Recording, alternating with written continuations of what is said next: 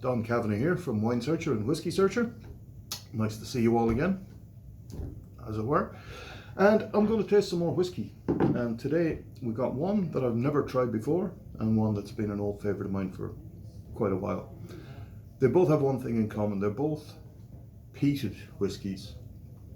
Now, the use of peat in whiskey is, peat is basically compressed vegetation. Just think of it as fossilised plant life. That's been crushed down for years and years and years and has been dug up by mankind for centuries, dried out and used as fuel. Now in the whiskey making process, this is normally used, especially in Scotland, to malt barley. So you need the heat to get the barley germinating to create the maltose sugar.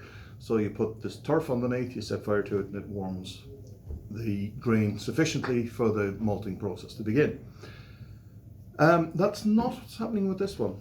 This is from a Victorian distillery, from the Starward distillery in Melbourne in Australia. And what they've done with this is they've made their whiskey, they've then aged it in a barrel that had previously contained Australian red wine. So as you can imagine, big, rich, fruity wine. And then what they've done is they've transferred it to a barrel that used to hold Islay whiskey. Now Islay whiskies have very strong peat component to them. They're very smoky, almost medicinal.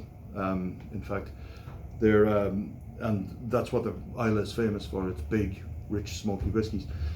Now this will have got less than a year, I should imagine, in oak. So it'll be interesting to see how much of that peat character from the Islay whiskey barrel has transferred into the whiskey.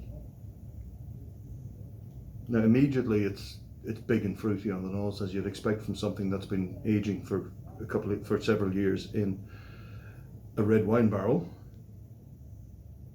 There's a little hint of smoke at the back, but not a huge amount. Let's see what it tastes like.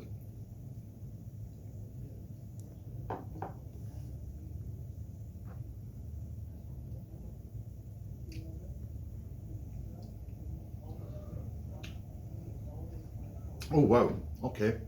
So what we have here is we have something that's very wine-like at the front. It's very big, it's got lots of fruit, it's almost got an almost tannic grip, especially on the sides of the tongue. And then, as it goes through, you get this waft of smoke, this big waft of smoke from the peat cask. Judging by the strength of the smokiness in it, I would suggest that the barrels they got were from Ardbeg distillery in Islay, although I'm willing to be corrected on that. It's a very interesting whiskey. This is so this is called Unexpeated, and this is from the Starward distillery. Cheers. All right.